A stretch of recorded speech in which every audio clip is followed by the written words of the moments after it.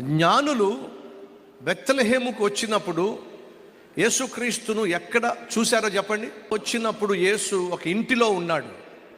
ఆ ఇంటిలో యేసును జ్ఞానులు చూశారో. నీ ఇంటిలో నీ చుట్టూ ఉన్నవాళ్ళు ఎవరిని చూడాలి చెప్పండి? యేసయ్యను చూడాలి. ఈరోజు ఒక తీర్మానం తీసుకోండి, మా ఇంట్లో యేసయ్య ఉండాలి.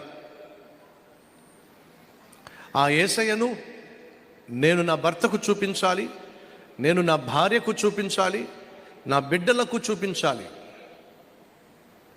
ఆయన స్వరూపము నీలో కనిపించాలి. తీర్మానం తీసుకో, మా ఇంట్లో యేసు కనిపించాలి. మీ పక్కింటి వాళ్ళు ఎవరిని వచ్చారనుకోండి, మీ ఇంట్లో కనిపించాల్సింది గొడవలు కాదు, వినిపించాల్సింది అరుపులు కేకలు కాదు.